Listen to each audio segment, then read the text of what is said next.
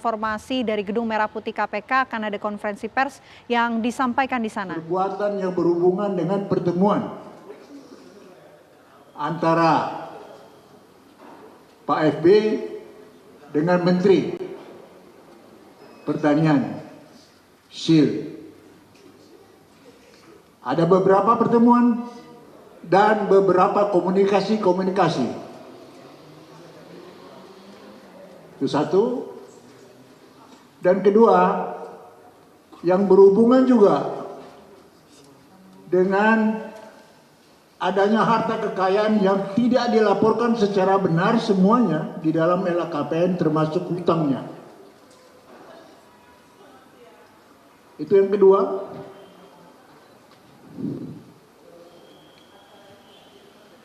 Dan ketiga juga ada yang berhubungan dengan penyewaan rumah di Kartanegara. Ini sehubungan dengan seluruh ini adalah sehubungan dengan hasil pemeriksaan kami terhadap para saksi-saksi dan termasuk juga para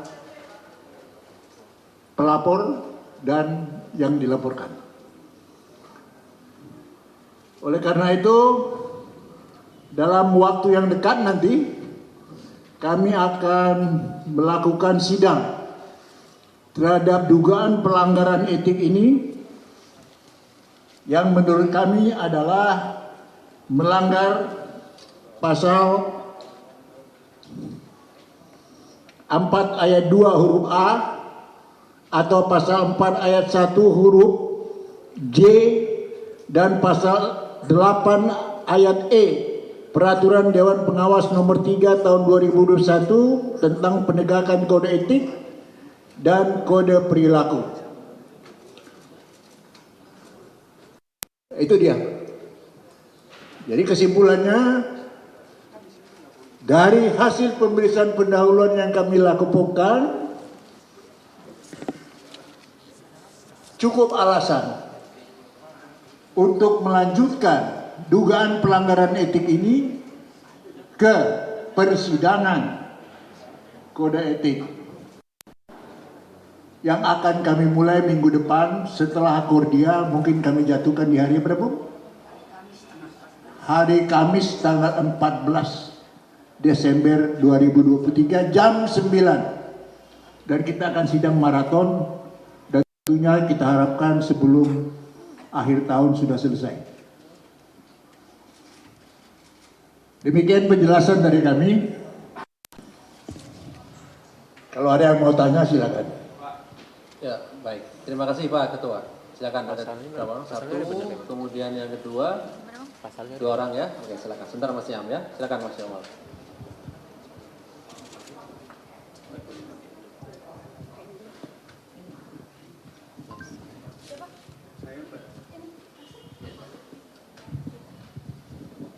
Selamat sore semuanya, saya Yomal dari suara.com.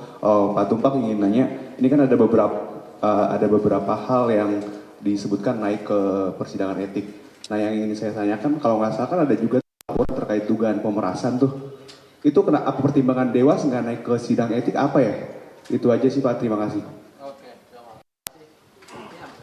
Selamat sore Pak Tumpak, saya Niam dari kompas.com. Izin mau menanyakan sejauh mana sih koordinasi dengan pihak Polda Metro Jaya gitu ya terkait hal ini, dan kemudian kan di Polda kan masih running ya, masih berjalan terus terkait penyidikannya, kayak yang terbaru kemarin menggeledah apartemen kayak gitu yang katanya milik Pak Firly tapi ya di LHKPN kan tidak disebutkan kayak gitu. Nah terus Dewas itu bagaimana terkait katakan pencocokan data dari Polda dengan LHKPN ya gitu.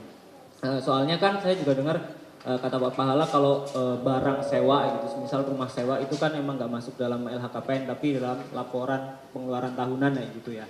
Ya mungkin itu bisa dijelaskan lebih detail lagi. Terima kasih. Oke, terima kasih Mas Niam. Terakhir saya beri kesempatan satu orang lagi, silakan. Yogi ya. Oke.